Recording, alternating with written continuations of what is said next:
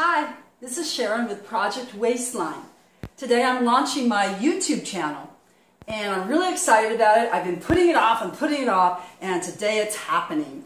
I am just full of all kinds of information that I have been gathering for years, and I finally started implementing and integrating into my life for the past about 20 weeks. And as a result of this very easy way of living, I have lost 20 pounds in about 20 weeks. I've been averaging about 1 pound loss per week.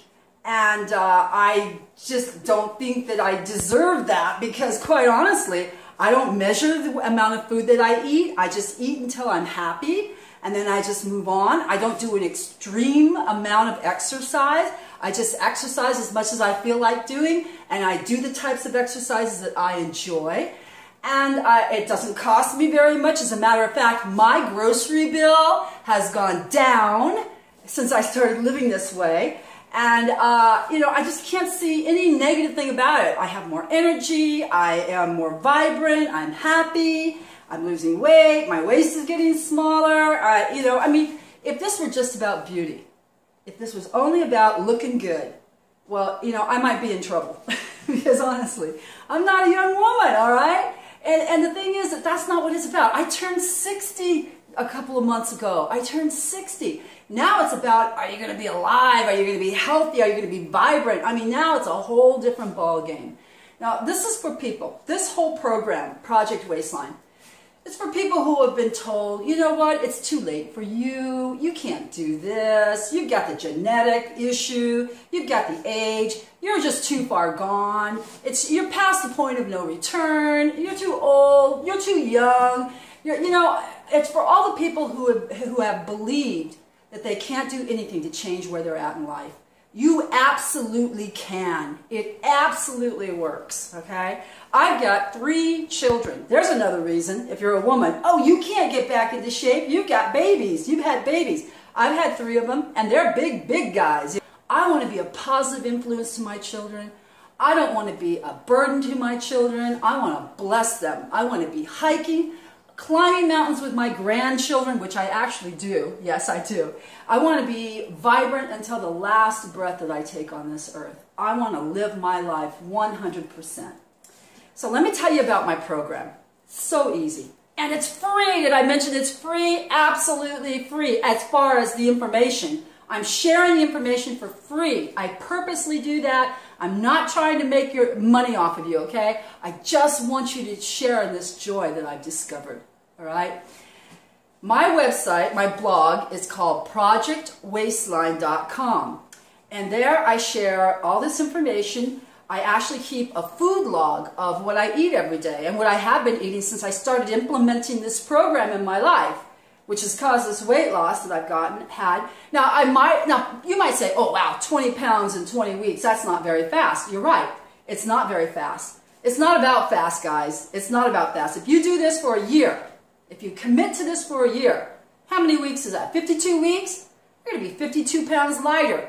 And you're not even going to feel it because you're not restricting your calories when you do it the way I'm going to share with you. You're not depriving yourself. You're living life the way that it should be lived, where you're not overly consumed by, oh my gosh, what am I going to do next? What am I going to be next? No, let me explain to you. ProjectWaistline.com. Let's talk about measurements for a second. We shouldn't be fixated with a number. You shouldn't say, oh, I'm going to weigh myself every week. I got to find out if I lost that 1 pound. Don't do that. Don't do that. That was a mistake I made. I'm actually learning while I go along. Don't do that. Don't weigh yourself every week. Matter of fact, postpone weighing yourself as much as possible. You really shouldn't be worried about that. I mean, it's going to just drop off. It's going to drop off on its own. And it's actually better if you wait months, wait a whole year, and then get on a scale and weigh yourself and see where you're at. Okay, here's the deal. Let me explain. I've got this table. You go to my website, projectwaistline.com, and there's this table in the introduction. It's called the food density table. And there I list food. Now, at the top of this table, the foods have much fewer calories in 1 pound. But as you move gradually down the table, the foods have more calories per pound. They're more calorically dense. You want to eat foods at at the top of the table. Now, this is not a new idea. This has been around for a while. You can check on the internet and see some books that have been written that involve low calorie density, manner of eating, that type of thing. But you'll notice on this table, back to the table, fast foods are really low on the table. Those are no-nos because you eat a small amount and you get a huge number of calories. Animal products, all animal products, whether it's flesh, feathers, fowl, fins, it doesn't matter what kind of animal it is, dairy, eggs, these foods are always low on the calorie density table. When I say low on the table, it means they're very high, they're calorically packed, and you eat a small amount of that, and you're getting a lot of calories. Now, we're trying to cut back on the number of calories, but still keep our bellies full. That's the whole idea. So if you eat foods above the green line that I put on my table, you're essentially at a point where you can eat all you care to eat. It's basically an all-you-can-eat type of lifestyle. Okay, so as far as measurements, this is a kind of lifestyle where I don't think weighing is important. More important is the size of your waist compared to the size of your hips. All right, if your waist is significantly smaller than your hips, now more so for women, you want that measure of your waist in inches divided by the measure of your hips. That's the ratio, waist to hip ratio. You want that to gravitate somewhere around 0.7. Now, if you're a man, you want to be somewhere near 0.85, all right? Now, you don't have to be perfect. This is not a perfect science. I'm just saying the closer you are to those numbers, the healthier you're going to be, all right? And I'm just saying, like, don't get fixated on that number. Don't make it everything that drives you, all right? Do what you know in your heart is the right thing to do, and it's going to happen automatically. If you wait months living this way and really committing yourself to it, one day you're going to take that measuring tape and measure. You're going to go, whoa, dude, look at that. I'm like right where I'm supposed to be, and I didn't even try. It's gonna like it's on auto drive health. That's what it's going to be. So let's talk about the bottom of my blog in the intro, the things that I want you to be aware of to be part of this lifestyle, Project Waistline lifestyle. First, you want to eat low salt, oil, sugar, low SOS. And especially emphasizing the oil, because oil is not a health food, guys. Come on. Oil is not health food. Oil is 100% fat, all right? You avoid that oil. I'm not saying never have it. I'm saying just be aware when you put it in your mouth that it's going right where you don't want it to go, all right? Just be aware of that. It's going into your arteries. It's damaging the inside of your plumbing. That's what it's actually doing. And you don't want that, okay? Because that leads to heart disease, it leads to strokes, and then you put on the weight, diabetes, all the negative things that you want to stay away from. Okay, you want to drink, well, I drink only water unless I'm partying. I have my party days, okay, I have my party days. I just let you know about it when I put it down. But for the most part, I'm drinking water. I'm not drinking juices and things like that. I'm not drinking, occasionally I have a soda. Yeah, I do occasionally, but it's not that often. You don't want to skip your party days. You need to have party days or party times. You need to have the XL, as I call it, in your diet. Because, you know, it's going to get boring and if you never do anything interesting. I mean, I don't eat animals. There's a lot of reasons I don't eat animals. If you're thinking about doing this for health reasons, this is the way to go. Check with your doctor first. Make sure you have a good doctor. I always look for a doctor who's into a plant-based lifestyle. I look for a doctor who already knows about the science because, honestly, if your doctor didn't go to school very recently, they didn't get a lot of education in the area of nutrition. That's not a big part of the curriculum. Most of the curriculum in medical school is financed by the pharmaceutical industry. So what do you think they're going to be promoting? I don't think they put a big emphasis on nutrition. Also, you want to do exercise. Now, what about exercise? Don't overdo it. It's not good for you to overdo it. You don't have to be a marathon runner. My God, I've never run a marathon. You know, I have run some races in the past, but nothing like that. No. And I used to exercise, even when I was fat, I exercised a lot. But all the women in the room with me were getting bigger and bigger, and we couldn't figure out because we were hard exercisers. We were kick-ass sisters, okay?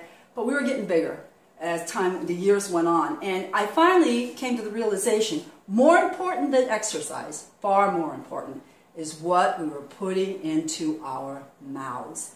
You cannot exercise away a bad diet. Now, I've heard that before. I'm not sure if it was John McDougall that said it, Caldwell Esselstyn, you know, I mean, all these guys that I love to listen to. As far as exercise, I say, you know, get your heart rate elevated a little bit every day, like maybe for 30 minutes minimum. And how can you do that? You can walk. You can just walk, okay? And walk a little faster, walk a little slower, whatever feels right for you. I mean, there's no one right exercise. Just do it. Just move. Just move. That's all you need to do. You don't need to do what I'm doing.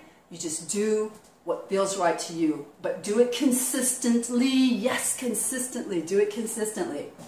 I lift weights 3 times. Well, actually, I lift weights 6 times, five times a week. You don't have to do that often. At least do it like 3 times a week. Doesn't have to be heavy. I'm making and posting videos showing you how to do it at home.